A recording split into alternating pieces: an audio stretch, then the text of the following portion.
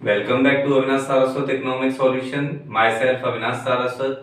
Last कुछ comments में आपकी एक रिक्वेस्ट आ रही थी कि सर बिजनेस स्टार्टअप को लेकर के एक वीडियो बनाइए कि जो लोग नया बिजनेस स्टार्ट करना चाह रहे हैं उन्हें किन किन चीजों का ध्यान देना चाहिए बिजनेस शुरू करते टाइम। वो कौन कौन सी समस्याएं हैं जो नए बिजनेस को शुरू करते टाइम हमारे सामने आती हैं और उनके क्या क्या समाधान हैं, वो सारी चीजों पे हम आज की इस वीडियो में बात करने वाले हैं। देखिए, कोई भी बिजनेस शुरू करने से पहले दो तीन चीजों का ध्यान रखना बहुत जरूरी है।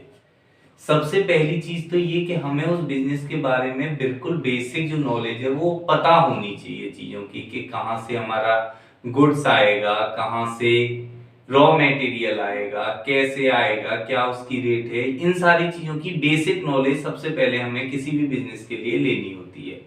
यहाँ कई बार समस्या लोगों के लिए क्या आती है कि मिडिल क्लास फैमिलीज में, भाई जो अपर क्लास फैमिलीज हैं वहां बिजनेस का एनवायरनमेंट पहले से तैयार होता है। उन्हें पता है कि ये बिजनेस करेंगे तो ये समस्याएं आती हैं, यहाँ से रॉ मटेरियल हमें उठाना है, यहाँ से ये सारी कस्टम ड्यूटीज क्लियर करनी है। उनका एनवायरनमेंट बना हुआ है। लेकिन वहीं अगर हम लोग बात करें मिडिल क्लास फैमिली की, तो एक मिडिल क्लास फैमिली जो होती है वो जॉब ओरिएंटेड ज्यादा होती है।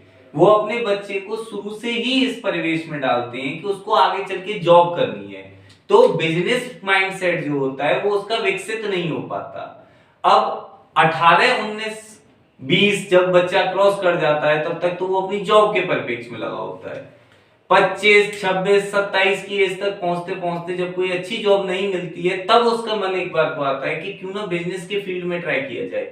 लेकिन तब तक थोड़ी सी देर हो चुकी होती है। देर किस वे में हो चुकी होती है कि सबसे पहली चीज तो उसे इस बात का इल्म नहीं होता, इस बात की जानकारी नहीं होती कि मुझे बिजनेस किस चीज का करना है। भाई अगर मेरा फैमिली बैकग्राउंड बिजनेस का हो, चाहे वो लकड़ी का बिजनेस हो, लोहे का बिजनेस हो, किसी का भी हो, तो मैं वो देखता हुआ आता रहा हूं कि भाई पहले दादाजी कर रहे थे, फिर पिताजी कर रहे थे, उसके बाद अब मुझे भी यही बिजनेस करना है। लेकिन अगर हमारे पास बिजनेस का बैक नहीं होता तो सबसे पहली समस्या तो हमारे सामने यही आती है, जो फर्स्ट कंफ्यूजन क्रिएट होता है वो ये होता है कि क्या बिजनेस करें। जब क्या क्लियर हो जाता है तो सेकंड पॉइंट आता है कि बिजनेस करना कैसे है। उसको लेकर के भी हम कभी किसी से पूछते हैं, कभी किसी से सलाह लेते हैं, लेकिन एक प्रॉपर गाइडेंस हमारे पास नहीं होता। देखिए, बेसिकली किसी भी बिजनेस को शुरू करने से पहले हमें 5 चीजों का ध्यान रखना है और उन पांचों ही चीजों पे अभी हम ब्रीफली बात करें। देखिए, किसी भी बिजनेस को शुरू करने से पहले सबसे पहले एक माइंडसेट हमें अपने दिमाग में बिल्कुल क्लियर कट रखना है। वो माइंडसेट ये है कि हमें किसी को देख के बिजनेस नहीं करना है कि अगर हमारा पड़ोसी लोहे का काम कर रहा है, उसको अच्छा मुनाफा हो रहा है, तो हम भी लोहे का काम ही करेंगे।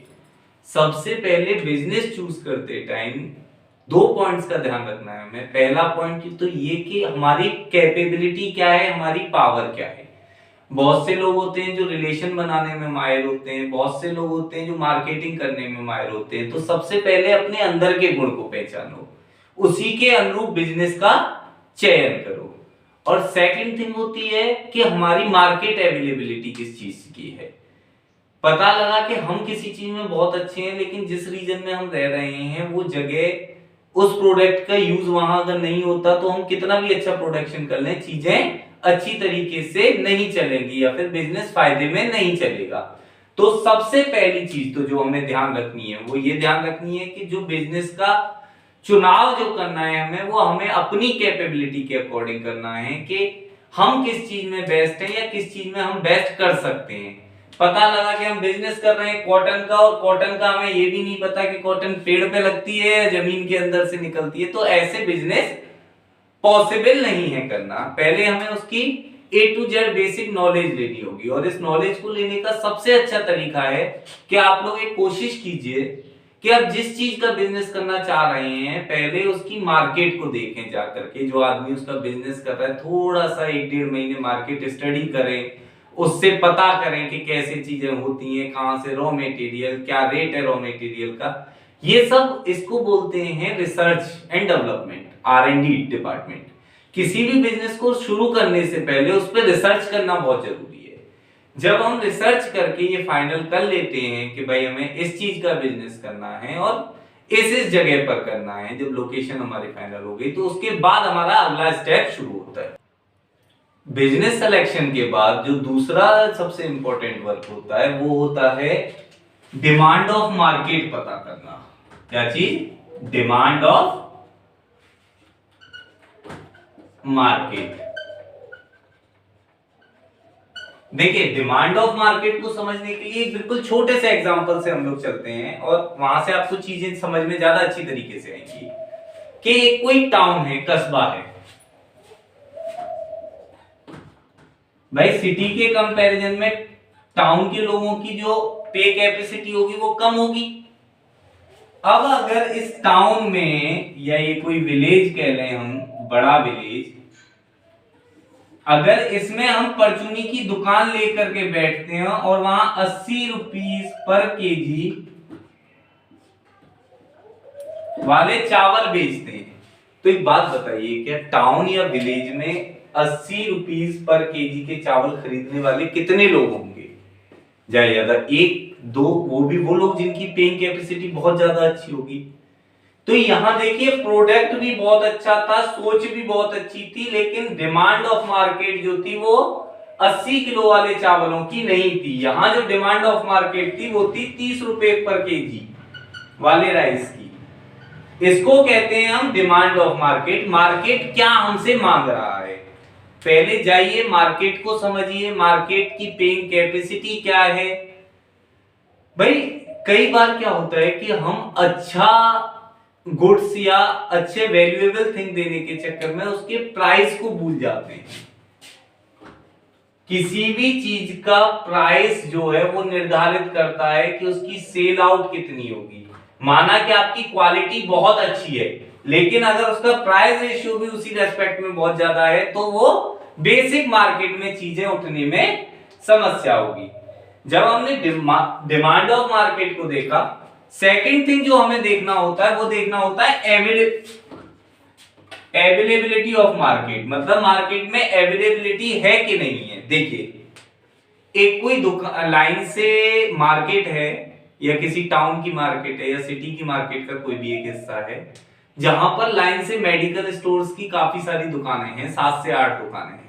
अगर उस रीजन में हम एक और नया मेडिकल स्टोर खोलने के सोचते हैं, तो या तो हम कुछ उन 5-6 दुकानों से बिल्कुल बहुत डिफरेंट दे रहे हो, हमारा रेट बहुत कम हो, तब तो वहां चलने की संभावना है। अदरवाइज जहां पहले से 6 दुकानें एस्टेब्लिश्ड हैं, उस जगह पे हम एक और नई दुकान खोल करके बहुत ज्यादा मुनाफा नहीं कमा सकते। लेकिन अगर हम कोई एक ऐसी जगह देखें जहां मेडिकल स्टोर की दुकानें ही ना हो, भाई यहाँ रहने वाले जो लोकल रेजिडेंट्स हैं उन्हें 1 किलोमीटर 1.5 किलोमीटर दूर अगर दवाइयों के लिए जाना पड़ता है, और ऐसे किसी रीजन में अगर हमने दुकान खोल ली तो वहां हमारे मेडिकल के चलने की संभावनाएं बहुत ज्यादा होती हैं। देखिए, ये पर्टिकुलर एग्जांपल्स कुछ चीजों को लेकर के दिए जा रहे हैं, या मेडिकल की जगह पे आपका बिजनेस जो है आप उसको मान सकते हैं, यहां बेसिकली केवल बात कर रहे हैं। ठीक है, तो जो ये 1-1.5 किलोमीटर के रीजन में जहां कोई भी दुकान नहीं थी, अगर वहां पे हमने अपनी शॉप डाली है, तो सीधी सी बात है कि जो हमारा प्रॉफिट परसेंट होगा वो थोड़ा सा ठीक होगा एज कंपेयर टू जहां के पहले से मार्केट अवेलेबल है उसके मुकाबले। देखिए, जब मार्केट की अवेलेबिलिटी हम लोगों ने देख ली, उसके बाद हमारे पास जो फैक्टर आता है वो आता है लोकेशन। देखिए, लोकेशन अपने आप में ना एक बहुत इंपॉर्टेंट फैक्टर है। लोकेशन क्यों अपने आप में इंपॉर्टेंट है? देखिए, आपने मार्केट का चुनाव बहुत अच्छा किया, जहां और कोई शॉप नहीं थी वहां आपने बहुत अच्छी तरीके से शॉप खोली, सारी चीजों का ध्यान रखा। लेकिन लोकेशन अगर हमारी सही नहीं है तो कस्टमर हमारे पास तक पहुंचेगा कैसे? कहने का मतलब ये है कि अभी हम दुकान तो बहुत अच्छी खोल रहे हैं, लेकिन उस दुकान को मेन मार्केट में न खोल करके हमने किसी गली में खोल दिया, तो वहां तो एडवर्टाइज करने में ही हमें बहुत, भाई जितने का हम माल नहीं लेंगे उससे ज्यादा हमें एडवर्टाइजमेंट करना पड़ेगा। दूसरी चीज, ये एडवर्टाइजमेंट करने के बाद भी वहां तक आदमी पहुंचेगा, इसकी क्या गारंटी है? क्योंकि भाई जो प्रोडक्ट आप अंदर गली में बेच रहे हो वही प्रोडक्ट उसको मार्केट में मिल रहा है, तो वो गली में लेने क्यों आएगा आपसे? तो इसीलिए लोकेशन जो होती है एक बहुत इंपॉर्टेंट फैक्टर होती है। लोकेशन जब भी डिसाइड करनी हो उसके साथ साथ कुछ चीजें और होती हैं जो हमें ध्यान रखना है। अगर कोई हमारे शॉप कहें या कुछ भी कंज्यूमर प्रोडक्ट कहें वहां आया है लेने के लिए, तो वहां पार्किंग की व्यवस्था कैसी है भाई? पता लगा कि वो तो हमारे पास आया सामान लेने के लिए, इतनी देर में उसकी बाइक उठ गई। तो ऐसी जगहों पे लोग जाना पसंद नहीं करते। तो लोकेशन देखने के साथ ही हमें इन सारी चीजों का ध्यान रखना होता है, जैसे कि पार्किंग का स्पेस प्रॉपर हो, दूसरी चीज जो एरिया है वो रेजिडेंशियल एरिया ना हो, थर्ड थिंग लोकेशन डिसाइड करने में रोड की जो चौड़ाई है वो प्रॉपर हमारी इतनी होनी चाहिए कि जब भी कभी हमारे रॉ मटेरियल का ट्रक या कोई भी आए तो वो आराम से वहां जा सके, निकलने वगैरह में प्रॉब्लम ना हो। पता लगा कि हमने दुकान बिल्कुल अंदर ले ली, वहां ट्रक ही नहीं पहुंच पा रहा है, तो उसके बाद हम मजदूरों को लगा करके एक्स्ट्रा पे दे रहे हैं और वो हमारा सामान शॉप तक पहुंचा रहे हैं।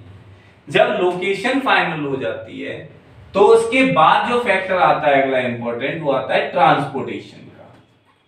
देखिए हर बिजनेस में ट्रांसपोर्टेशन की जरूरत पड़ती है, चाहे रॉ मटेरियल लाना हो या अपना फाइनल प्रोडक्ट बनने के बाद मार्केट में उतारना हो, ट्रांसपोर्टेशन तो हमें चाहिए ही चाहिए।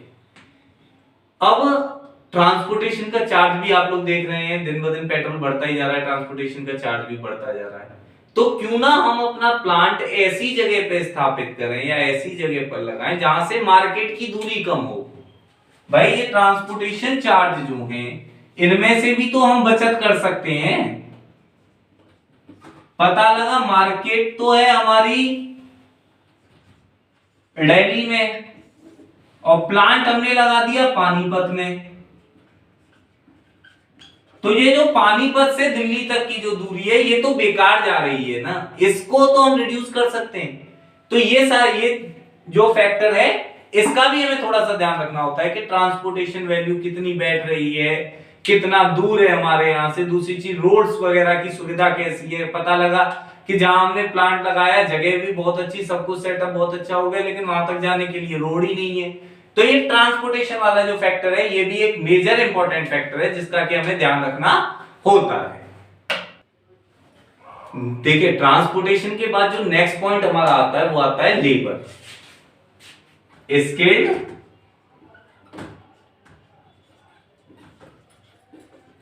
लेबर। देखिए बिजनेस हम कोई भी करें, कैसा भी बिजनेस हो, लेबर की तो हमें जरूरत पड़ेगी, मैन पावर की तो जरूरत पड़नी है उस बिजनेस में। अब अगर हमारा बिजनेस इस तरीके का है कि जिसमें मैन पावर की जरूरत अगर हमें ज्यादा पड़ रही है तो हमें हमेशा प्रयास ये करना चाहिए कि हमारी जो लेबर हो वो स्किल्ड हो, पर्टिकुलर उस काम को लेकर के। स्किल्ड होने का मतलब ये नहीं है कि हमारी जो लेबर हो वो एमए पास आउट हो, बीएड की हुई हो। भाई जिस आदमी ने ये काम कर रखा होगा वो लेबर का काम क्यों करेगा। स्किल्ड और ट्रेंड ये दोनों चीजें जिसके पास हैं, स्किल्ड एंड ट्रेंड लेबर, वो ना अपने प्रॉफिट परसेंट को 30% वेरी कर देता है, मतलब कि 30% तक बढ़ा देता है। जो अगर आपकी लेबर स्किल्ड है तो यहां एक आदमी जो है वो 2 आदमियों का काम करेगा।